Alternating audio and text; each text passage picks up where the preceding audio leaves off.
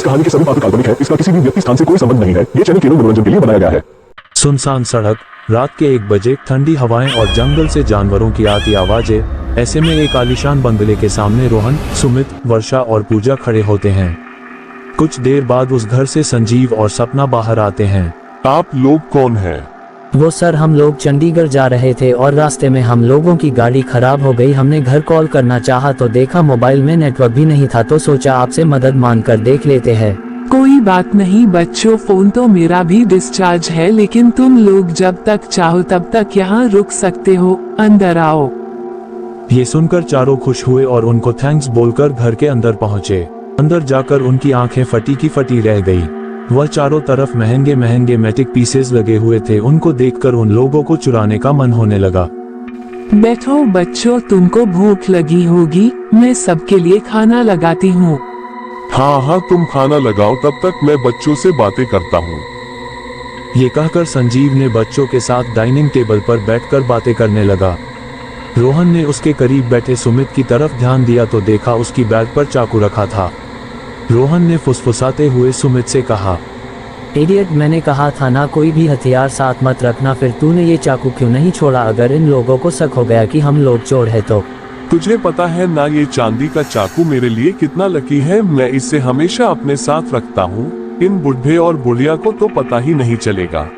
खाना तैयार है बच्चों। कहते हुए सपना ने टेबल पर 2 थाली रखी और उन पर से ढक्कन हटाया। उनमें चिकन रखा हुआ था।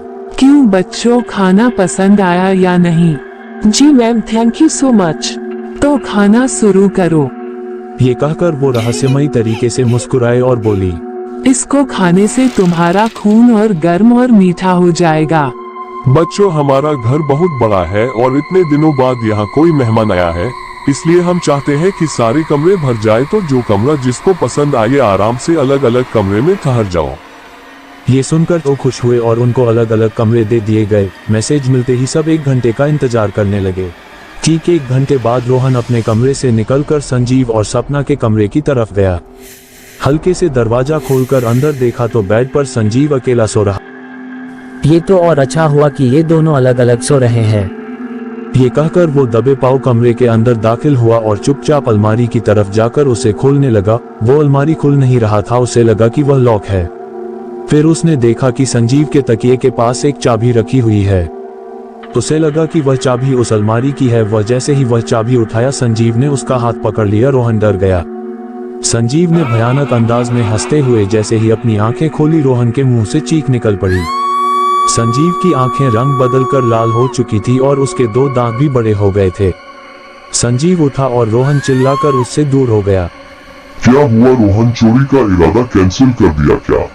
रोहन चिल्लाया और दरवाजे की तरफ भागा, लेकिन वो दरवाजे की तरफ पहुंचता इससे पहले ही संजीव ने पीछे से उसे पकड़ लिया और भयानक अंदाज में हंसा और बोला, आज इतने दिन बाद ताजा खून पीने को मिलेगा। कुछ ही मिनटों में उसने रोहन का सारा खून चूस लिया और कुछ देर तक छटपटाने के बाद रोहन ने दम तोड़ दिया।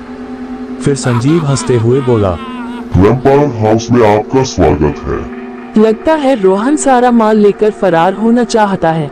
1 घंटा तो हो चुका, अभी देखती हूँ कि ये है कहाँ।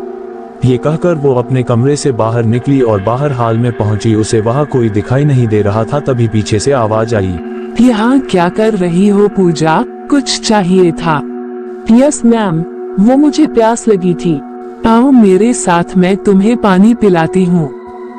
ये कहकर सपना ने उसका हाथ पकड़ा और किचन की तरफ ले गई। उसने पूजा का हाथ बहुत जोर से पकड़ा हुआ था और किचन तक पहुंचते हुए वह दर्द करने लगा था। मैम मेरा हाथ छोड़िए, दर्द हो रहा है। ये सुनकर सपना ने जैसे ही पूजा से नजरें मिलाई, पूजा के मुंह से चीख निकल पड़ी। अब सपना भी पिशाच बन चुकी थी और लाल आंखों से भयानक अंदाज से पूजा की तरफ देख रही थी। उसके दांत भी खुखार हो चुके थे। पूजा का हाथ ऊपर उठाया और उसकी कलाई पर अपने दांत गड़ा दिए और खून चूसने लगी। पूजा जोर से चिल्लाई और खुद को छुड़ाने की कोशिश की, लेकिन नाकाम रही। वो अधमरी सी हो चुकी थी और सपना ने उसको जैसे ही छोड़ा वो जमीन पर गिर पड़ी। एक दर्दनाक चीख के साथ पूजा ने अपना दम तोड़ दिया और फिर सपना जोर जोर से हंसने लगी।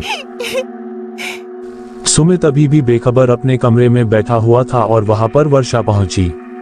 ये दोनों का तो पता ही नहीं चल रहा है कि कहाँ है। 1 घंटे के बाद उठने को बोला था।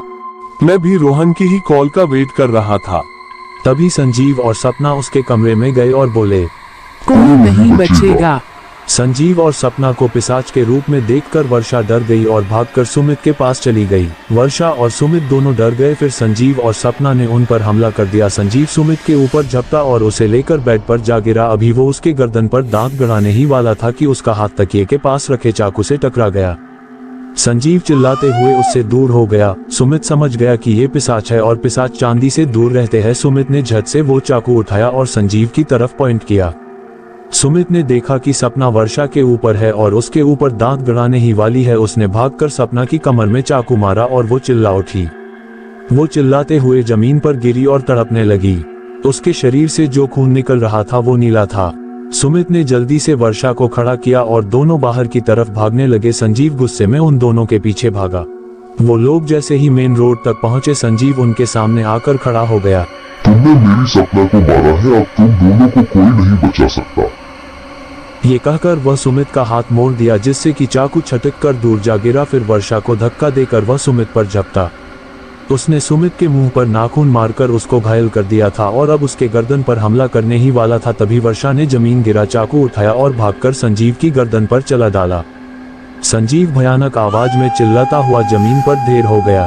धीरे धीरे संजीव के शरीर से भी नीला नीला जहरीला खून निकला और वो भी खत्म हो गया। सुमित ने तुरंत ही वर्षा का हाथ पकड़ा और बोला, चलो यहाँ से निकलते हैं। और फिर दोनों रात में ही आंखों में डर और दिल में खौफ लिए वहां से दूर भाग निकले और फिर दोनों के कभी भी चोरी ना करने की कसम भी खाए।